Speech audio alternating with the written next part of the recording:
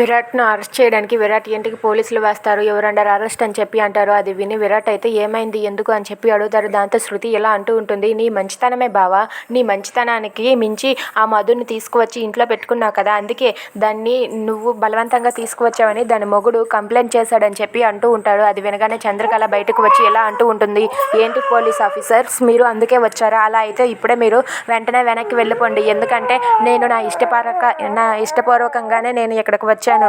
ఇతనేం నన్ను బలవంతంగా తీసుకురాలేదు అని చెప్పి అంటుంది. అది వినగానే అక్కడ ఉన్న పోలీసులు ఒక్కసారిగా షాక్ అవుతారు.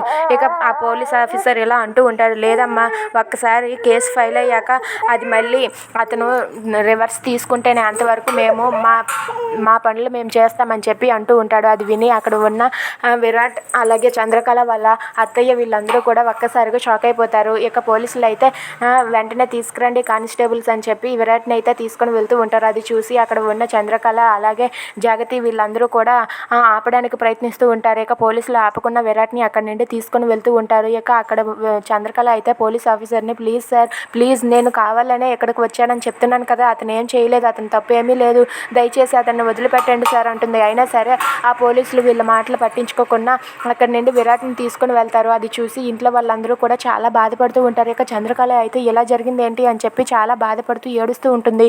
ఇక విరాట్ని పోలీసులు అరెస్ట్ చేయడంతో అక్కడ ఉన్న విరాట్ వాళ్ళ అమ్మ ఒక్కసారిగా కళ్ళు తిరిగి అక్కడే అలా స్పృహ కోల్పోయి పడిపోతుంది. అది చూసి చంద్రకళ వీళ్ళందరూ కూడా అత్తయ్య అత్తయ్య అంటూ విరాట్ వాళ్ళ అమ్మని లేపడానికి ప్రయత్నిస్తూ ఉంటారు. ఇక చంద్రకళ విరాట్ని ఎలా విడిపించగలదు? If you like this video please like, share and subscribe. Thanks for watching.